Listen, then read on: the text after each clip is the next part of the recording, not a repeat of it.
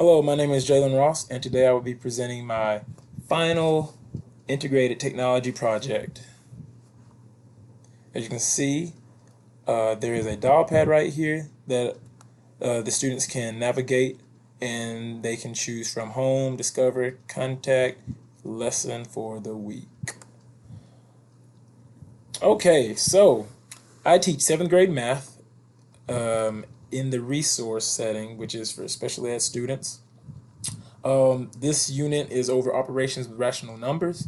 The standard is MG SE7NS1. Apply and extend previous understandings of addition and subtraction to add and subtract rational numbers. Represent addition and subtraction on a horizontal or vertical number line. Excuse me. The learning objective is students will extend their understanding of adding, subtracting, multiplying, and dividing rational numbers that are positive and negative. So for this week, the objective is to get my students to understand how to add, subtract, multiply, divide rational numbers that are positive and negative. Now, from K all the way to 6th grade, they have multiplied, added, subtracted, divided positive numbers.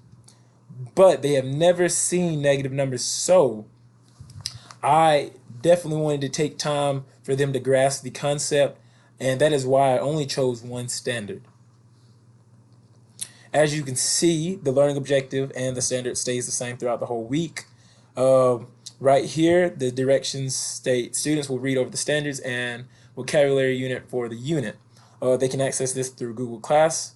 So I use Google Class because it's basically like a hub that can house all of our assignments, all the readings, everything that I need for the students can be in one place. And they can never say, Mr. Ross, I didn't get it. No, it's right there. Did you look at it? Because I can see that you didn't open it. All right. So next, the content: complete vocabulary words from Word document inside Google Classroom. They can make a copy or download it to their personal drive. And not only that, they're not going to look up the words on their own as far as finding their own website, but they're going to use a math dictionary for students. And I chose the math dictionary just so they can better get a grasp of what different types of websites are out there that focus in on math rather than going to dictionary.com and trying to find an answer. But I find that this resource is great. It's colorful. It keeps them engaged. It's not a boring page. It gives them a great example of what algebra is and a definition that's not too wordy for them. As you can see on day 2, learning objective stays the same, and so does the standard. So the directions: students will watch vocabulary video, and that's with my access, whole group. They don't have access to vocabulary. It's a school-wide program for us teachers to use. The students will review the vocabulary using the Quizlet link that I have given them access to right here. Now that will be independent, and I chose to do independent work. That way they can work on, those social and emotional skills as well. Being able to have conversation and different discussions about the work that we are reviewing and what we're going to talk about. And they have access to Google Drive with that as well. The content: so the students will take notes on rules for adding and subtracting integers from YouTube. The students will then complete an online working task over opposite signs and numbers, which is right here. So they can access that through Google Classroom or on the website. So once again, it's in 2 places. They have no excuse. So right here is the YouTube video that they'll take notes on that will give them a better understanding of how to see negative numbers and positive numbers being added and subtracted on a number line.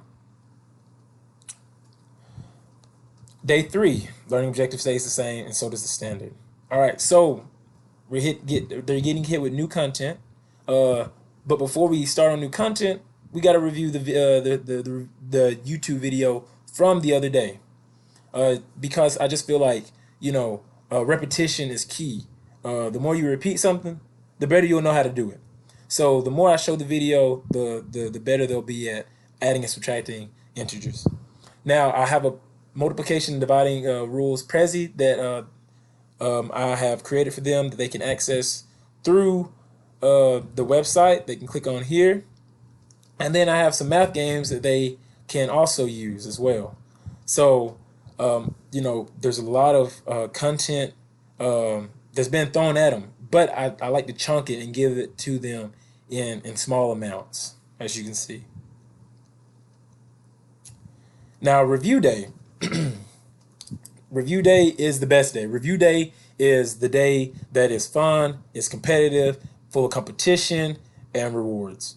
Okay, they know that Mr. Ross is a coach, and so I'm very competitive, not only physically but also intellectually. So they know that academics have to come first before you can even step on the field, the court, the track for Coach Ross.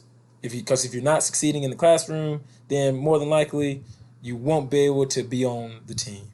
So, as you can see, I have Kahoot, I have a survey, and I have Jeopardy, and I have an independent football number line game that they can play. Now, the Kahoot and Jeopardy will be whole group, of course, and I'll split them into teams, and we'll compete. And then also with Kahoot, we can break it up, and they can go against each other. And, top 3, the top 5 get prizes, and they know this. Now, as a little cool down before I, release them to go from their class, they have to take a survey. And the survey is real simple. It just kind of asks them questions. How did you like the lesson? What did you not like about the lesson this week? How did Mr. Ross do teaching the lesson? Is there something that he could have helped you on? Was there something that you struggled on?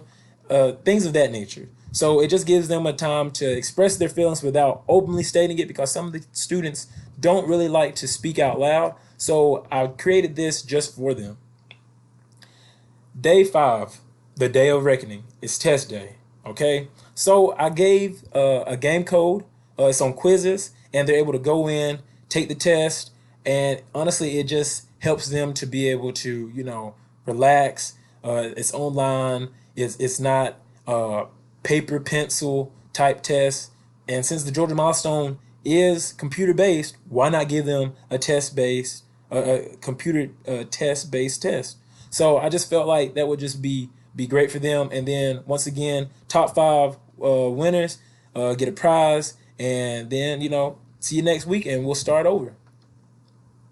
Now, my remediation plan. Now, if any student misses class, they can access it on the website, Google Classroom. We also have a program that is school-wide, and it's iExcel, and I use that as an enriching program in my class to help guide them through different lessons that I teach. Some of them, I use it to push them forward because they've already mastered the content, and those who have certain deficits and they need to progress in those certain skills, I use that as a one-on-one technology that they can use independently. Now, as you can see, I have the adding and subtracting integer rules that they can go on and look at on the website or even on YouTube. So it's just great. It's just great resource for them to be able to access at home or at school. And here are my lesson plans. As you can see.